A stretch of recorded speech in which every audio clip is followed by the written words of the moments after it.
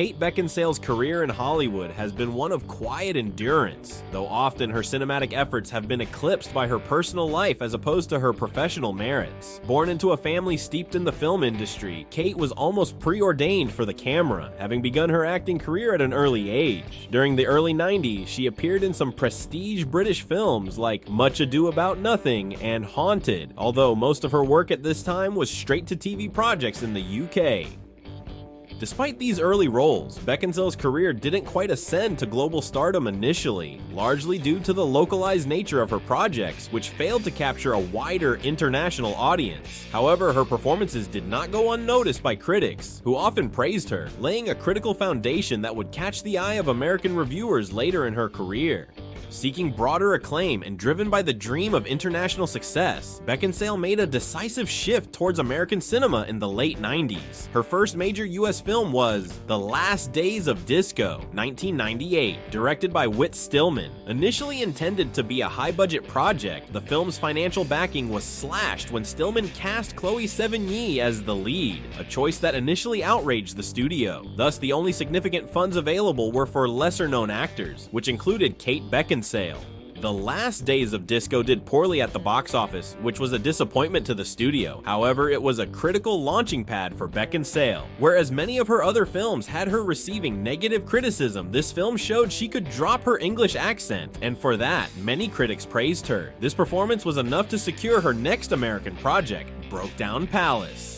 Jennifer Love Hewitt had been attached to the film, but after she dropped out due to extended shooting schedules, Beckinsale was brought in a hurry. This film too disappointed at the box office, earning only $10 million against a $25 million budget, and received a mixed critical reception, further complicating her transition to Hollywood success. Yet amidst those, perhaps a massive chance came her way when director Michael Bay cast her in the blockbuster Pearl Harbor. Bay first rejected Beckinsale, feeling she did not meet his vision of beauty before hiring her and asking her to lose weight to fit an image he envisioned. Although troubled behind the scenes, that film launched Beckinsale into the public consciousness, owing to the commercial success despite the critical panning the film received.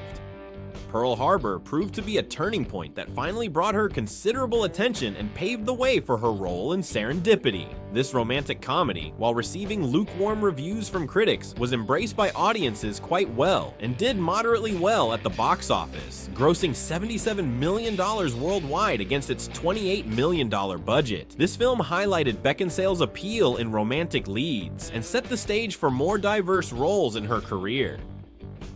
After the mild success of Serendipity, Kate Beckinsale's career in Hollywood began to gain momentum, although it was still marked by fluctuations in both box office success and critical reception. Her next significant opportunity came with the action horror film Underworld, which represented a stark departure from her previous roles. This film, with its Romeo and Juliet-like tale involving vampires and werewolves with a dark twist, was quickly put together by Sony in hopes of replicating the box office performance of other genre films such as Resident Evil.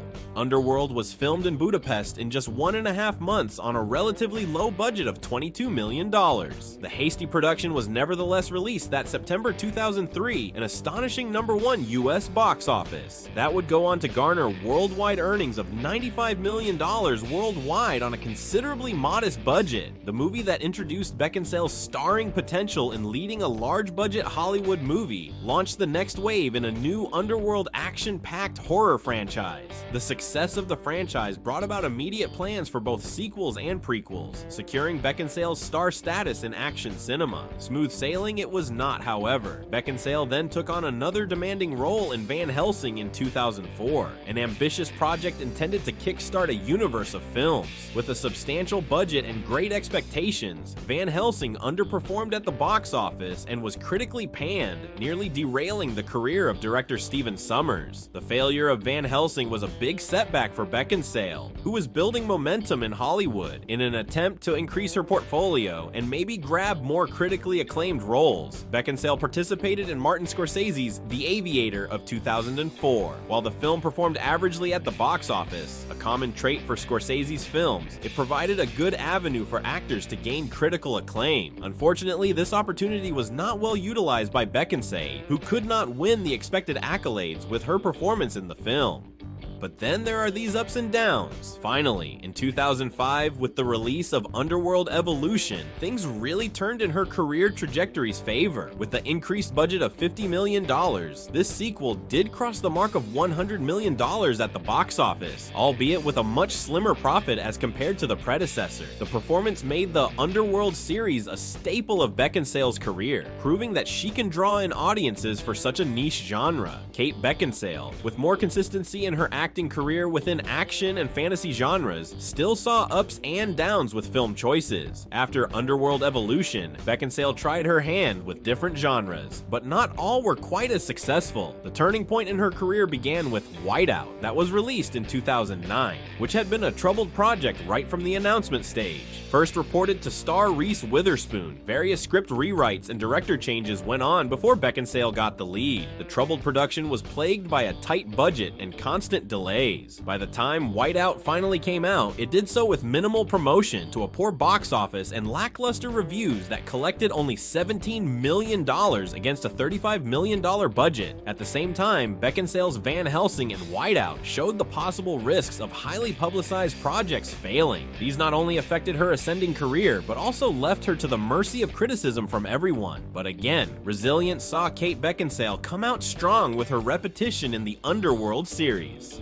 In 2012, Beckinsale reprised her role in Underworld Awakening, the fourth installment of the franchise. With a budget of $70 million, the highest in the series, the film grossed $160 million worldwide. Although it was the most commercially successful installment, the high production costs meant that profitability was marginal, necessitating strong DVD sales to turn a profit. This installment marked a pivotal moment, proving her lasting appeal in the franchise despite the evolving cinematic landscape. Despite these challenges, Beckinsale sought to diversify her filmography. She took on a comedic role in Click, 2006, starring alongside Adam Sandler. The film was a box office success, earning $237 million globally against an $82 million budget. Her performance in Click showcased her versatility and helped soften the blow from her less successful ventures. Yet her return to the Underworld series and her involvement in Total Recall in 2012 underlined a trend of revisiting action and science fiction roles that were commercially viable but not always critically well received. The remake of Total Recall, despite having a huge budget and a great deal of expectation, did poorly at the box office and received mixed reviews, further illustrating the unstable nature of blockbuster cinema. As Kate Beckinsale transitioned into the latter part of her career, she still grappled with the more familiar problem of balancing blockbuster success with work that provided critical appreciation. The success of Total Recall and continued involvement in the Underworld series brought into sharp focus both the possibilities and constraints within her selected areas of film expertise. All the same, Beckinsale's career strategy gradually shifted toward capitalizing on her established reputation to explore more diverse and at times indie roles that signaled a departure from exclusively mainstream projects. After concluding what seemed to be the last chapter of the Underworld series with Underworld Blood Wars in 2016, Beckinsale took on roles that were jarringly different from the action-heavy characters she had become known for. In 2016, she starred in Love and Friendship, a period comedy based on Jane Austen's novella Lady Susan. It gained critical acclaim, demonstrating an expansive range that she certainly has, but her acting also aptly suits more physical roles, which action movies represent. Her work received praise by critics, while the movie gave her another chance to prove herself regarding script style and environment. However, not all of Beckinsale's forays into different genres were as successful. Projects like The Disappointments Room, 2016, and The Only Living Boy in New York,